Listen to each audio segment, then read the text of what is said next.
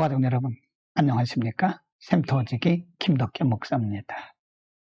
오늘은 창세기 48장 8절에서 22절까지를 본문으로 어제 말씀에 이어서 야곱이 임종 직전에, 죽음 직전에 요셉과 두 아들을 축복하는 그런 장면입니다.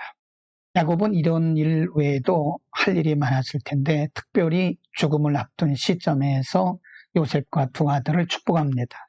13절에 보면 우수로는 에브라임을 이스라엘의 좌수를 향하게 하고 좌수로는 므낫세를 이스라엘의 우수를 향하게 하고 이끌어 그에게 가까이 나아가매 14절 이스라엘이 우수를 펴서 오른손이죠. 우수를 펴서 찾아 두 번째 아들 에브라임의 머리에 얹고 좌수를 펴서 므낫세의 머리에 얹으니 므낫세는 장자라도 팔을 어긋맞겼더라. 이스라엘 백성들은 관습적으로 그들의 신앙 관습이죠. 신앙적 관습적으로 아비에게 축복받는 그런 일들이 있었습니다. 그리고 특별히 오른손은 축복의 손을 상징하는데요.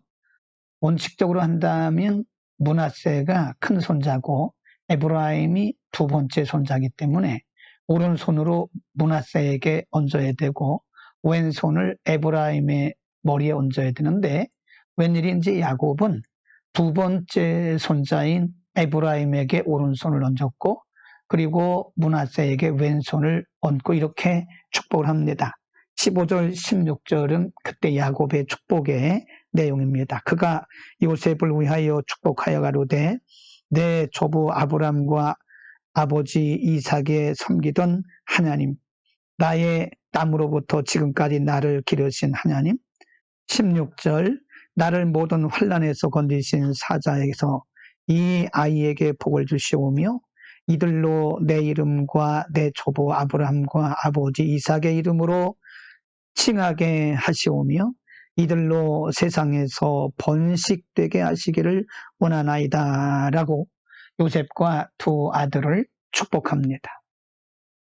이렇게 축복하는 모습을 옆에서 보고 있던 요셉이 깜짝 놀랍니다. 그들의 관습은 아버지가 당연히 맏아들인 므낫세에게 오른손을 얹고 둘째인 에브라임에게 왼손을 얹어야 맞는데 지금 야곱은 웬일인지 오른손을 두 번째 손자인 에브라임에게 얹은 겁니다. 그때 요셉이 깜짝 놀라서 아버지에게 이렇게 말합니다. 17절 요셉이 그 아비가 우수로 에브라임의 머리에 얹은 것을 보고 기뻐하지 아니하여 아비의 손을 들어 에브라임의 머리에서 므낫세의 머리로 옮기고자 하여 그 아비에게 이르되 아버지여 그리 마옵소서 이는 장자니 우수를 그에게 얹으소서라고 섭섭한 마음을 관습을 따라 얘기합니다. 그때 그 야곱이 이렇게 말합니다.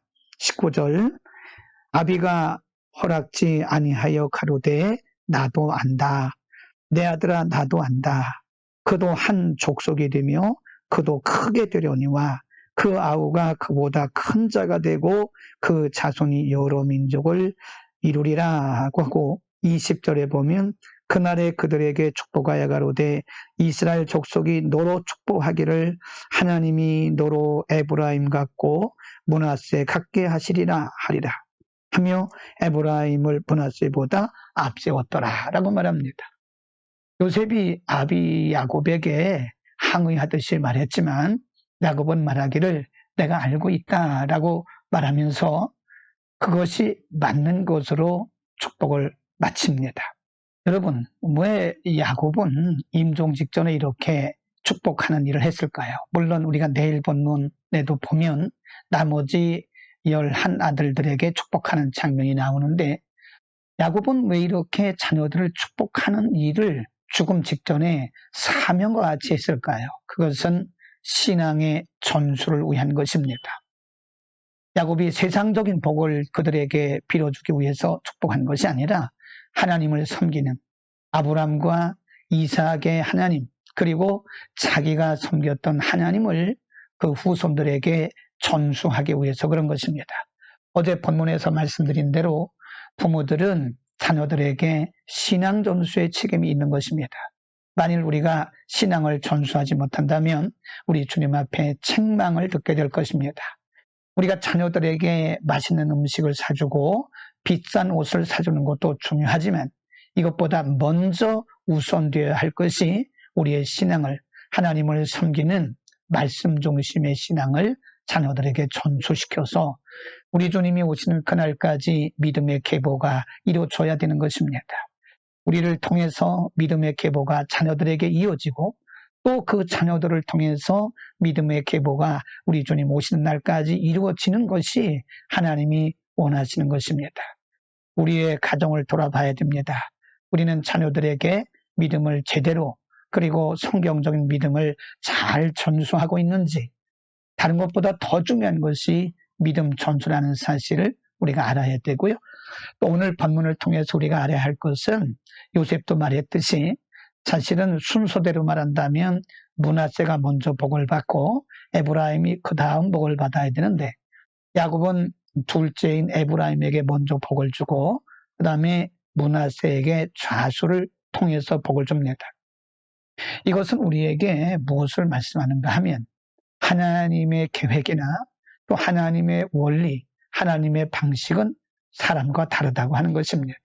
그래서 우리는 우리의 관습이나 우리의 경험을 가지고 우리의 기준을 가지고 하나님의 일을 우리가 판단하면 실수합니다. 그것은 하나님의 뜻이고 하나님의 방식입니다.